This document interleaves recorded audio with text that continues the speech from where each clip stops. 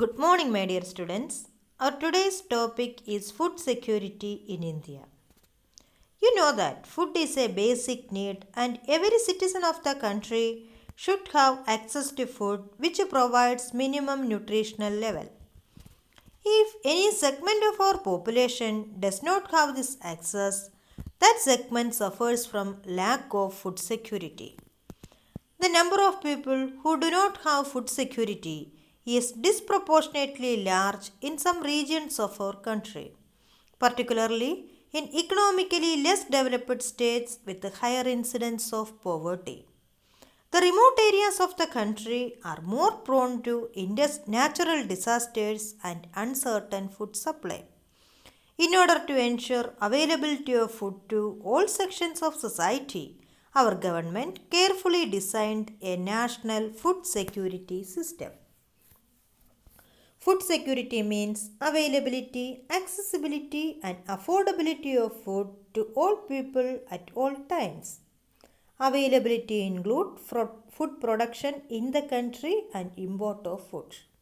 Accessibility means food within the reach of every person. Affordability is to have enough money to buy sufficient amount of food.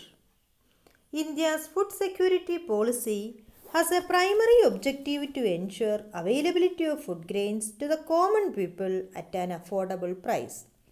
It has enabled the poor to have access to food. The focus of the policy is on growth in agricultural production and on fixing the support price for procurement of wheat and rice to maintain their stocks. Food security consists of two components, buffer stock and public distribution system. Food Corporation of India is responsible for procuring and stocking food grains, whereas distribution is ensured by the public distribution system. The FCI procures food grains from the farmers at the government announced minimum support price. Public distribution system is a program which provides food grains and other essential commodities at subsidized prices in rural and urban areas. You already know that the consumers are divided into two categories, below poverty line and above poverty line, with the issue price being different for each category.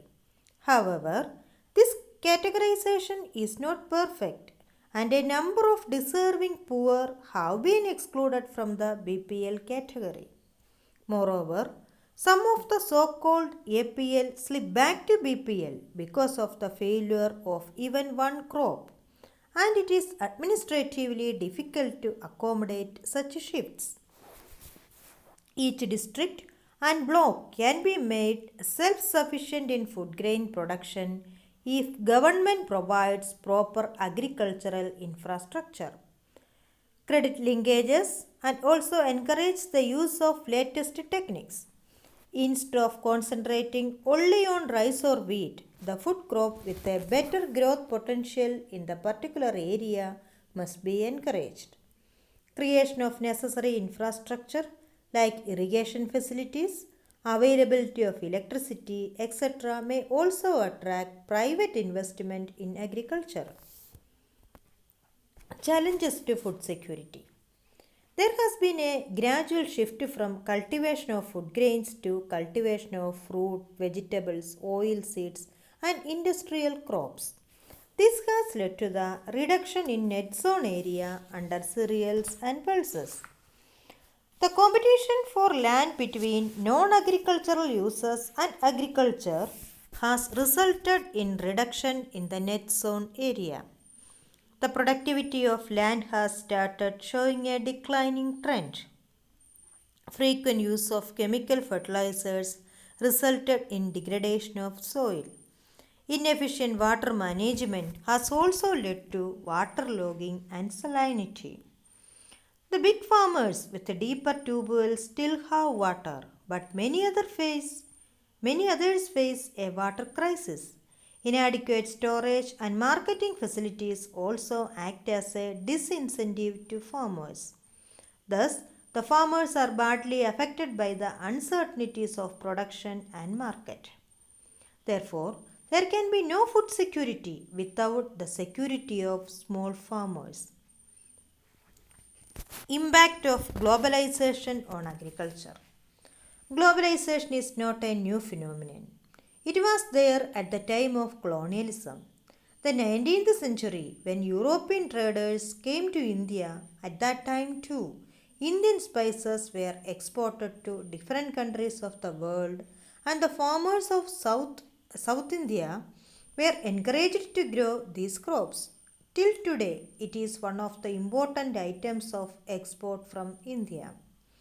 During the British period, cotton belts of India attracted the British, and ultimately cotton was exported to Britain as a raw material for their textile industries. Cotton textile industry in Manchester and Liverpool flourished due to the availability of good quality cotton from India. You have read about the Champaran movement which started in 1917 in Bihar. This was started because farmers of that region were forced to grow indigo on their land because it was necessary for the textile industries which were located in Britain. They were unable to grow food grains to sustain their families. Now, under globalization, particularly after 1990, the farmers in India have been exposed to new challenges. Despite being an important producer of rice, cotton, rubber, tea, coffee, jute, and spices, our agricultural products are not able to compete with the developed countries because of highly subsidized the agriculture in those countries. Today, Indian agriculture finds itself at the crossroads. To make agriculture successful and profitable, proper thrust should be given to the improvement of condition of marginal and small farmers.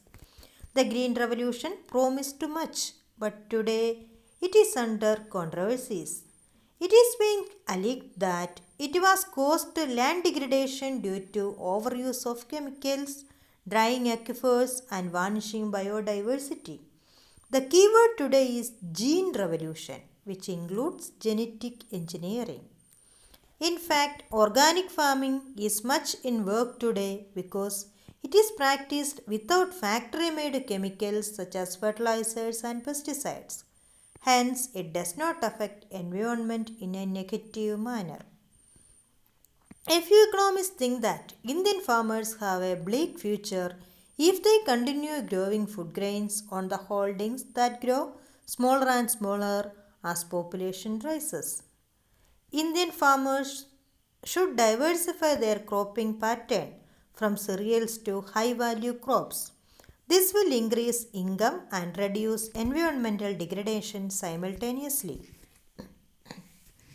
because fruits, medicinal herbs, flowers, vegetables, biodiesel crops like jatropha and jojoba need much less irrigation than rice or sugarcane. India's diverse climate can be harnessed to grow a wide range of high value crops. Thank you.